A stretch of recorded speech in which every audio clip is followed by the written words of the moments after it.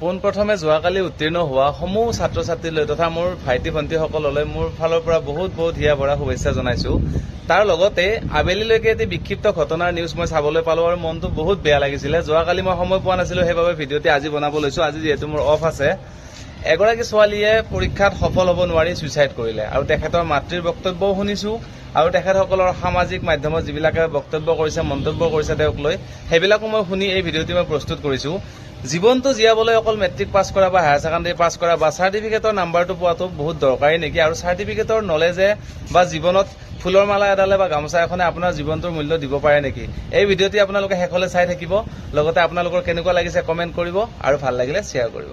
সাধাৰণতে দেখা পাইছো যে অসমখনত যেতিয়া কিবা এটা ধৰক এটা মেট্ৰিক পৰীক্ষা আহিলে বা হায়াৰ ছেকেণ্ডাৰী পৰীক্ষা আহিলে বা APS, SCS, ICS, UPSC, APSC যিয়ে নহওক আৰু যিকোনো এক্সামৰ যেতিয়া ৰিজাল্ট আহে, এটা এনেকুৱা পৰিৱেশ বনাই দিয়া হয় যেন তেওঁ গোটেই পৃথিৱীখনৰ ৰজা হৈ গ'ল আৰু তেওঁক এটা এনেকুৱা ফেচিলিটি দিয়া হয়, চাৰিওফালৰ পৰা মিডিয়া একদম পাৰিলে মুখত এনেকে গুজি দিব।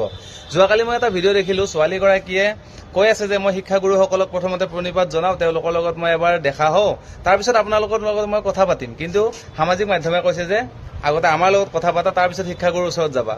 মৰমৰ ভাইটি ভণ্টিসকল, তোমালোকে কেতিয়াও বিচলিত নহবা। আৰু তোমালোকক আৰু এটা মই কথা মাজতে কৈ থওঁ, তোমালোকক যে এই ভিডিঅ'বিলাক বনাইছে সেইবিলাক মাত্ৰ TRP পাবৰ কাৰণে বা ভিউ পাবৰ কাৰণেহে বনাইছে। সেইটো তেওঁলোকৰ জব হয়, তেওঁলোকক আমি বেয়া পায়ো লাভ নাই। কিন্তু তোমালোকে কেনেকে তেওঁলোকক প্ৰত্যুত্তৰ দিবা, তোমালোকে কেনেকে বুদ্ধিৰে সেই সন্ধিৰ বাহটো কাটিবা, সেইটো তোমালোকৰ ওপৰত সম্পূৰ্ণ নিৰ্ভৰ কৰে। গতিকে টিভি দেখি, মিডিয়া দেখি, ভিডিঅ' দেখি মোবাইলত ভাইৰেল হ'ম বুলি তোমালোকে কেতিয়াও নাভাবিবা।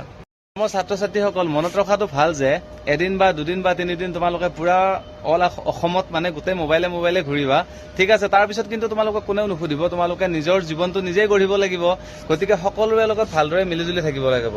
ইয়াৰ লগতে মই আৰু এটা কথা কওঁ, যিসকল ল'ৰা ছোৱালীয়ে ফেইল কৰিলে বা যিসকল ল'ৰা ছোৱালীয়ে ছেকেণ্ড ডিভিজন পালে, থাৰ্ড ডিভিজন পালে বা কোনোমতে ফাৰ্ষ্ট ডিভিজন পালে বা পাছ কৰিলে কোনোমতে, তেওঁলোকক লৈ আমি কেতিয়াও হতাশ হ'ব নালাগে আৰু তেওঁলোকক আমি কেতিয়াও নিৰাশ হ'ব দিব নালাগে আৰু বিৰূপ মন্তব্য তেওঁলোকক কৰিব নালাগে। কাৰণ এটা কথা আপুনি ভালকে মনত ৰাখিব, যিজন ল'ৰা ছোৱালী পঢ়াত ভাল নহয় সেইসকলেহে কিন্তু সমাজখন আগুৱাই লৈ যোৱাত বহুত সহায় কৰে। আপোনালোকে জানিব, আপোনালোকে নিশ্চয় চকুৰ আগত দেখিয়ে আছে যে সামাজিক যিকোনো কামত তেওঁলোকে সদায় আপোনালোকক অৰিহণা যোগায়, সদায় সকলো কামতে তেওঁলোকে আগভাগ লয়। আৰু গাঁও এখনত বা চহৰ এখনত যেতিয়া বিপদ হয় নহয়, তেতিয়া সদায় সেই ল'ৰা ছোৱালী কেইজন কিন্তু আগত আহিব। কাৰণ তেওঁলোকে অকল শিক্ষাগত অৰ্হতাটোক চাই থকা নাই, তেওঁলোকে জীৱনৰ আদিপাঠ শিকিছে আৰু শিক্ষাৰ সেই নাম্বাৰটোৰে তেওঁলোকে জীৱনটো গঢ়া নাই, তেওঁলোকে চাৰিওফালৰ পৰা নিজকে গ্ৰ' কৰিছে। গতিকে আমি মনত পৰিলে হাঁহি উঠে, বেয়াও লাগে তোমালোকলৈ। চোৱা, যোৱা বছৰ কলেজখনৰ নাম নলওঁ, নগাঁৱৰ এখন বিখ্যাত একাডেমীৰ পৰা এগৰাকী ছোৱালীয়ে ষ্টেণ্ড কৰিছিলে হায়াৰ ছেকেণ্ডেৰীত। তেখেতক এটি গীত গাব দিয়া হ'ল আৰু সেই গীতটোক লৈ গোটেই বছৰটোৱে কি হ'ল, ট্ৰল কৰি থাকে।